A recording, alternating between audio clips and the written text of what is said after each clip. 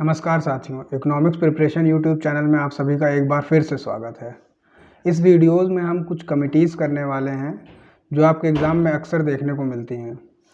क्योंकि ये टॉपिक बिल्कुल फैक्चुअल है, कौन सी कमेटी किसने दी है, इसलिए हम इस वीडियो को जल्दी से करेंगे विदाउट वेस्टिंग एनी टाइम। पहला है टैक्सेशन इंक्वायरी कमेटी, जो प्रोग्रेसिव टैक्सेशन सिस्टम पर बेस्ड था 1953-54। सबसे पहली one of the four most committee है ये टैक्सेशन इंक्वायरी कमेटी। उसके बाद दूसरा है इंडियन टैक्स रिफॉर्म्स।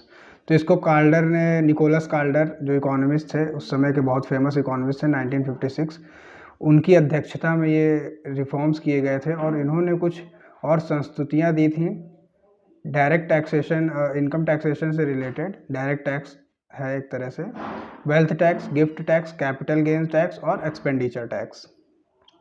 निकोलस कार्डर की एक बुक है जो एग्ज़ाम में पूछी जाती है, उस बुक का नाम है एशियन ड्रामा, वो भी आप याद रखेंगे। थर्ड है committee for rationalisation and simplification of direct taxation, Boothalingam समिति 1968। ये सारा कुछ क्रोनोलॉजी में है, ईयर वाइज है, तो कई बार तो क्रोनोलॉजी भी आ जाती है, चार ऑप्शंस का आपको मैच करना होता है। तो ये सब आप एक तरह से एक ऑर्डर में लिखेंगे तो इसको याद करना आसान होगा। Direct tax inquiry committee, Wanchoo समिति 1970। इस समिति ने अपना फोकस ब्लैक मनी पर किया था। नेक्स्ट है के.एन. राज कमेटी, टैक्सेशन और एग्रीकल्चर इनकम 1972। एकलौती कमेटी जिसने एग्रीकल्चर इनकम पर टैक्सेशन लगाने की संस्तुति दी थी। इसमें जैसे कि आप सब जानते हैं कि एग्रीकल्चर लैंड होल्डिंग 4 टाइप्स की होती हैं, लार्ज फार्मर्स, मीडियम फार्मर्स और फिर स्मॉल फार्मर्स और वेरी स्मॉल फार्मर्स। तो इस कमेटी ने रिकमेंड किया था कि लार्ज फार्मर्स पर हम एग्रीकल्चर टैक्सेशन लगा सकते हैं। और भी कुछ संस्तुतियाँ थी, जैसे कि जो लैंड ट्रांसफ़र में कैपिटल गेन होता है उस पर टैक्स लगाना चाहिए, और जो इनकम फ्रॉम कैटल रियरिंग और जो और तरीके के कृषि कार्य हैं उन पर भी टैक्स लगाया जा सकता है। पर इस कमेटी की संस्तुतियाँ आज भी लागू नहीं की गई हैं और ये कमेटी बस एक ठंडे बस्ते में पड़ी हुई है।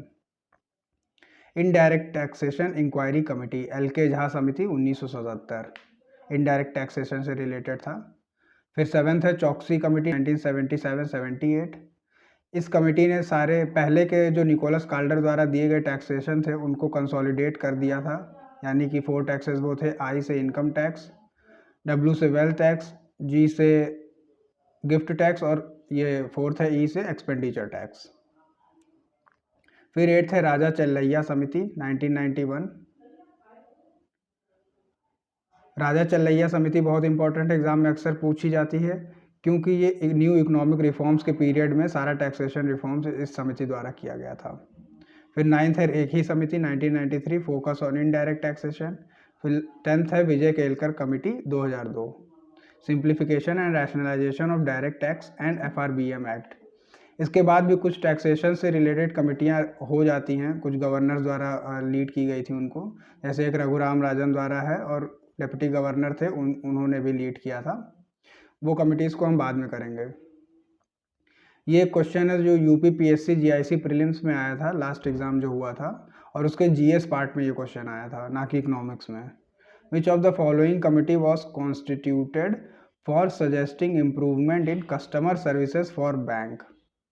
तो ये है राजा चल्लैया कमेटी, ये 1991 इकोनॉमिक रिफॉर्म्स के टाइम पे आया था, आप जानते हैं। फिर वर्मा कमेटी है, फिर गोईपोरिया कमेटी है और चक्रवर्ती कमेटी है। इसका करेक्ट आंसर गोईपोरिया कमेटी है। बची हुई कमेटीज़ के बारे में यदि आप जानते हैं तो कमेंट करके ज़रूर बताइएगा। फिर कुछ पॉवर्टी रिलेटेड कमिटीज़ हैं, वो सारी की सारी इसी स्लाइड में हैं, कंप्लीट हो जाएंगी। वर्किंग ग्रुप 1962, फिर V.N. दांडेकर एंड नंदकिशोर रथ 1971। ये इन्होंने मेजर्स दिए थे कि पॉवर्टी को किस तरह से नापा जा सकता है, और उसके बाद इसके आधार पर number of persons, poor persons या पॉवर्टी में कितने % हैं लोग गरीब, उसको इसमें इन कमिटीज़ के द्वारा निकाला जा सकता था। Y.K. अलग समिति 1979, इनका आप जानते हैं कि 2100 जो कैलोरी है और 2400 कैलोरी है रूरल, और 2100 अर्बन का और 2400 रूरल का इन्होंने ही दिया था। फिर D.T. लकड़ावाला समिति है 1993, मंथली एक्सपेंडिचर दिया। फिर सुरेश तेंदुलकर 2009, इनके कमेटी के अनुसार 2011-12 में 21.9% लोग भारत में गरीब थे। और लास्ट की जो लेटेस्ट रिपोर्ट है C. रंगराजन समिति 2014 में। इस समिति ने भी अपने रिजल्ट्स दिखाए थे, तो उसमें आया था कि 29% से ज़्यादा लोग अधिक गरीब थे, यानी कि सुरेश तेंदुलकर ने जो बताया था उससे भी अधिक श्री रंगराजन समिति के द्वारा गरीब लोगों की संख्या बढ़ गई थी, और जिसके चलते 2014 में ये श्री रंगराजन समिति को वर्तमान सरकार ने नहीं माना था। तो गरीबी को जो आंकड़ा है वो अभी सुरेश तेंदुलकर की समिति का जो 21.9% है वही माना जाता है।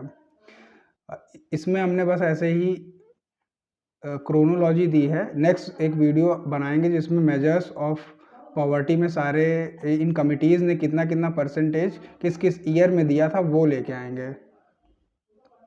अगर वीडियो आपको अच्छा लगा हुआ तो आप अपने दोस्तों के साथ शेयर कर सकते हैं। ये PDF मैं अपने टेलीग्राम चैनल में शेयर कर देता हूँ, और आप फीडबैक देने के लिए आप कमेंट कर सकते हैं। Thank you very much.